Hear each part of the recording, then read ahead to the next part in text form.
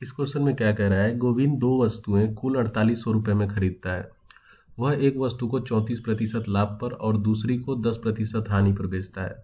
यदि गोविंद ने दोनों वस्तुओं को एक साथ 5442 रुपये में बेचता है तो दोनों वस्तुएं के क्रय मूल्य के बीच का अंतर क्या है। अच्छा, उसके पास टोटल सीपी कितनी है दोनों वस्तुएं की, 4800 की। बेच कितने में रहा है, वो बेच रहा है 5442 में, 5442 में।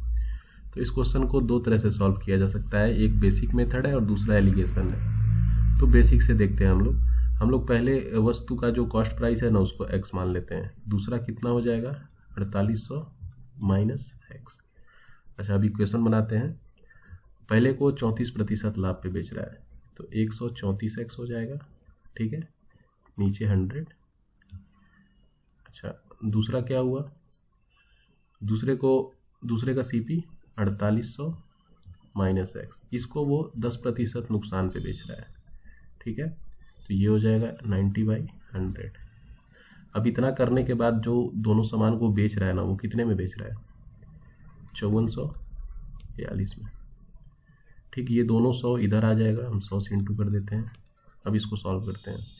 134 में से अगर 90x चला जाएगा तो 10 34 बच जाएगा 44x। ये इससे इंटू होगा और इधर जाएगा, इसमें से जब घटेगा तो इसकी वैल्यू आएगी 112 200, 112 200। यहाँ से अगर हम लोग x की वैल्यू फाइंड करेंगे तो ये आ जाएगा 2550। पहले का 2550 निकल आया, दूसरे का कितना हो जाएगा, इसमें से घटा देंगे, दूसरे का हो जाएगा 2250। पूछा है ना कि दोनों वस्तु के क्रय मूल्य के बीच का अंतर, तो इन दोनों का डिफरेंस कितना है, 300 रुपये का है। तो ये आंसर यहाँ से निकल आया। अब दूसरा जो एलिगेशन है उसको देखते हैं। पहले वस्तु पे क्या हो रहा है, 34% का वो लाभ बना रहा है, ठीक, प्लस लिख लेते हैं। और दूसरे में क्या हो रहा है, उसको -10% का नुकसान हो रहा है। ओवरऑल उसको ये दोनों करने पे क्या हो रहा है, 4800 का सामान 5442 पे बेच रहा है, यानी इसका प्रॉफिट कितना बन रहा है, 642 रुपये का। कितने पे, 4800 के सीपी पे। इसका हम लोग फ्रैक्शन वैल्यू निकालते हैं, 100 से इंटू करेंगे, परसेंट है तो यहाँ से यहाँ कटेगा, ये जाएगा 6 बार में, 107 बार में, और ये जाएगा 8 बार में, ठीक है।